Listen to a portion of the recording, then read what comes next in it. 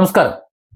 Iran Israel America യുദ്ധത്തിൽ Iran കഴിവുകെട്ട ഒരു രാജ്യമാണ്, അല്ലെങ്കിൽ പ്രതിരോധിക്കാൻ കഴിയാത്ത ഒരു രാജ്യമാണ്. അമേരിക്കയുടെയും ഇസ്രായേലിന്റെ മുന്നിൽ പിടിച്ചു നിൽക്കാൻ ഇറാന് കഴിയില്ല എന്ന് ഇക്കാലത്ത് ചിന്തിക്കുന്ന, ആ രീതിയിൽ വാർത്ത ചെയ്യുന്ന, ഒരുപക്ഷെ ആ രീതിയിൽ സംസാരിക്കുന്നവർക്ക് ചില കാര്യങ്ങൾ ഓർമ്മിപ്പിക്കാൻ വേണ്ടിയിട്ടാണ് ഈ വീഡിയോ.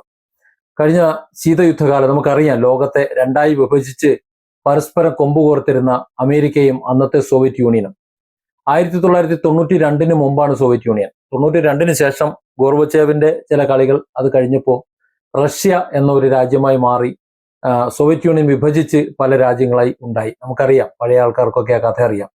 ഏതായാലും അന്നത്തെ കാലത്ത് പരസ്പരം കൊമ്പുകോർത്തിരുന്ന അമേരിക്കയും സോവിയറ്റ് യൂണിയനും ഒരേ പക്ഷത്ത് ഒരുമിച്ച് നിന്നുകൊണ്ട് ആരെങ്കിലും അടിച്ചിട്ടുണ്ടെങ്കിൽ, അല്ലെങ്കിൽ ആരെങ്കിലും പ്രതിരോധിച്ചിട്ടുണ്ടെങ്കിൽ, അത്തരത്തിലുള്ള അപൂർവ സന്ദർഭങ്ങളിൽ ഒന്നാണ് ഇറാൻ ഇറാഖ് യുദ്ധം എന്ന് പറയുന്നത്.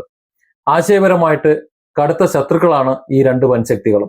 ഇറാനിലെ ഇസ്ലാമിക വിപ്ലവം പശ്ചിമേഷ്യയിലാകെ വ്യാപിക്കുന്നത് തടയുക എന്ന ഒരു പൊതു ലക്ഷ്യം, സദാം ഹുസൈനെ പിന്തുണച്ച്, ഇറാഖിനെ പിന്തുണച്ച് ഇറാനെ ആക്രമിക്കാൻ വേണ്ടി ഇറങ്ങിയതിന്റെ പിന്നിലുള്ള ലക്ഷ്യം വേറൊന്നുമല്ല. അമേരിക്കയും സോവിയറ്റ് യൂണിയനും മാത്രമല്ല, ഫ്രാൻസ്, ബ്രിട്ടൻ തുടങ്ങിയ പാശ്ചാത്യ രാജ്യങ്ങളും സൗദി അറേബ്യ, കുവൈറ്റ് ഉൾപ്പെടെയുള്ള സമ്പന്ന അറബ് രാജ്യങ്ങളും ഇറാഖിന് കോടിക്കണക്കിന് ഡോളറിന്റെ സാമ്പത്തിക സഹായവും ആധുനിക ആയുധങ്ങളും രാഷ്ട്രീയ പിന്തുണയും അന്ന് അക്കാലത്ത് നൽകിയിരുന്നു. ഒരർത്ഥത്തിൽ പറഞ്ഞാൽ, ഒരു രാജ്യം മാത്രമായിരുന്ന ഇറാൻ ലോകത്തിലെ നിരവധി വൻശക്തികൾ അവർ നേരിട്ടോ പരോക്ഷമായോ അണിനിരന്ന ഒരു വലിയ ഒരു നിരക്കെതിരെയാണ് യുദ്ധം ചെയ്തിരുന്നത് എന്ന് നമുക്ക് പറയാം. എന്നാൽ ഈ യുദ്ധത്തിന്റെ വേരുകൾ 1979 തുടങ്ങുന്നത്. ആയത്തുള്ള റൂഹുല്ല ഖൊമൈനിയുടെ നേതൃത്വത്തിൽ നടന്ന ഇസ്ലാമിക വിപ്ലവത്തിലൂടെ അമേരിക്കയുടെ ഏറ്റവും വിശ്വസ്തനായ സഖ്യകക്ഷിയായിരുന്ന ഷാ മുഹമ്മദ് റസ പഹ്ലവി അധികാരത്തിൽ നിന്ന് പുറത്താക്കപ്പെട്ടു. അതോടെ ഇറാൻ ഒരു ഇസ്ലാമിക റിപ്പബ്ലിക്കായി മാറുകയും ചെയ്തു. ഇത് ഒരു ഭരണകൂട മാറ്റം മാത്രമായിരുന്നില്ല. അതിനു മുമ്പ് ഇറാനെ അടക്കി ഭരിക്കാൻ, അല്ലെങ്കിൽ ഇറാനെ വശംവദനാക്കാൻ അമേരിക്കയ്ക്ക് കഴിഞ്ഞിരുന്നെങ്കിൽ അതുമുതൽ ഇറാൻ ആ ഒരു പക്ഷത്തേക്ക് വന്നില്ല. പശ്ചിമേഷ്യയിലെ രാഷ്ട്രീയ ശക്തി സമവാക്യങ്ങളെ ഒക്കെ മാറ്റിമറിച്ച ഒരു സംഭവമായിരുന്നു അത്. സ്വന്തം രാജ്യത്തെ ജനങ്ങൾ, അതായത് ഈ പശ്ചിമേഷ്യയിലെ മറ്റ് അറബ് രാജ്യത്തെ ജനങ്ങൾ ഇറാനിൽ സംഭവിച്ചതുപോലെയുള്ള ഒരു വിപ്ലവത്തിന് പ്രചോദിതരാകുമോ, അത്തരത്തിൽ നേരിട്ട് ജനങ്ങൾ ഇറങ്ങുമോ എന്നൊരു ആശങ്ക അറബ് രാജവാഴ്ചകളെയും അതുപോലെ പശ്ചിമേഷ്യൻ മേഖലകളെ അമേരിക്കൻ സ്വാധീനം കൊണ്ട് ഇന്നത്തെ പോലെ തന്നെ അന്നും ഒരു അധീനതയിൽ വെച്ചിരിക്കുന്ന ഒരു കാര്യമായിരുന്നു. അതിനൊരു ക്ഷയം സംഭവിക്കുമോ എന്നൊരു ആശങ്ക പാശ്ചാത്യ ശക്തികളെയും ഒക്കെ പിടികൂടിയ ഒരു കാലമാണത്. ആ ഭയമാണ് സദ്ദാം ഹുസൈനെ ഇറാനെതിരെ മുന്നിൽ നിർത്തിയിട്ട് യുദ്ധം ചെയ്യാൻ, ഇറാനെ ഒതുക്കാൻ വേണ്ടിയിട്ട് അവരെ പ്രചോദിപ്പിച്ചത്. എന്നാൽ 8 വർഷം നീണ്ട യുദ്ധത്തിനൊടുവിൽ ഈ പാശ്ചാത്യ ശക്തികൾ പ്രതീക്ഷിച്ചിട്ടുള്ള ഫലമല്ല ഉണ്ടായത്.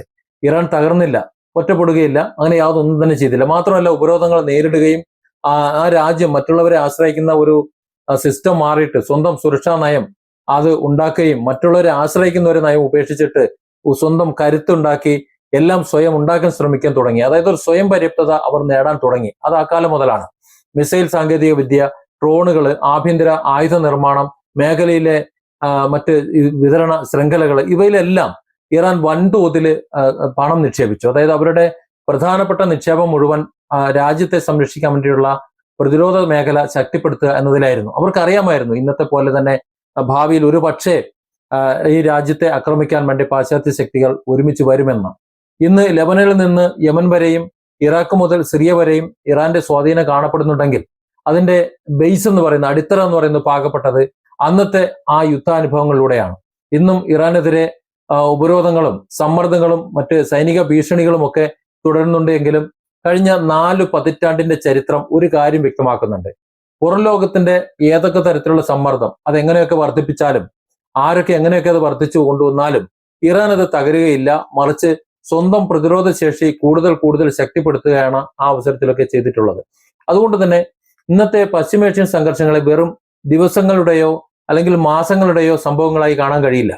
1979 വിപ്ലവത്തിൽ നിന്ന് ആരംഭിച്ച് ഇറാൻ ഇറാഖ് യുദ്ധത്തിലൂടെ രൂപം കൊണ്ട രാഷ്ട്രീയവും സൈനികവുമായിട്ടുള്ള യാഥാർത്ഥ്യങ്ങളുടെ ഒരു തുടർച്ച, അതാണ് ഇന്ന് ലോകം കണ്ടുകൊണ്ടിരിക്കുന്നത്. ചരിത്രം ഇതുവരെ കാണിച്ചു തന്നതും അത് തന്നെയാണ്. ഇറാനെ സമ്മർദ്ദത്തിലാക്കാൻ പല ശക്തികൾക്കും ഒരുപക്ഷെ കഴിഞ്ഞിട്ടുണ്ട്.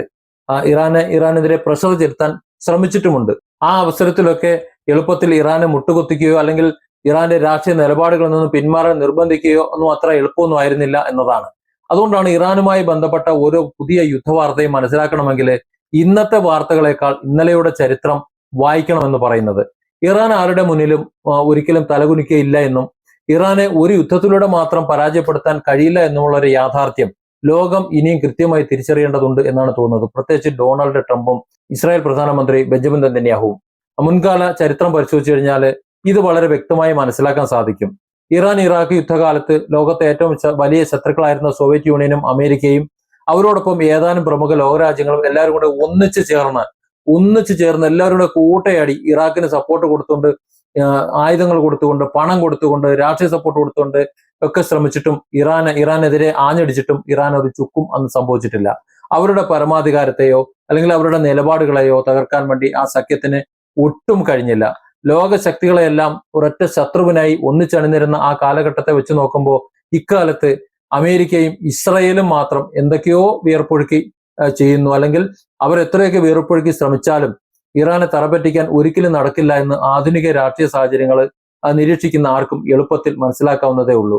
അതുകൊണ്ട് തന്നെ ബാഹ്യമായ സമ്മർദ്ദങ്ങൾ കൂടുന്തോറും ഇറാനെ സമ്മർദ്ദത്തിലാക്കാൻ അമേരിക്ക അല്ലെങ്കിൽ ഭീഷണിപ്പെടുത്താൻ അമേരിക്ക ശ്രമിക്കും തോറും കൂടുതൽ കരുത്തോടെ പ്രതിരോധം തീർക്കുന്ന ഇറാന്റെ ചരിത്രപരമായ ഈ സവിശേഷതയെ തള്ളിക്കളഞ്ഞുകൊണ്ട് പശ്ചിമേഷ്യയിൽ പുതിയൊരു അധിനിവേശം സാധ്യമാണ് എന്ന് കരുതുന്നത് വെറും ഭ്രമം മാത്രമാണ്, നടക്കാൻ പോകുന്നില്ല. Different angles. Don't forget to subscribe and support this channel.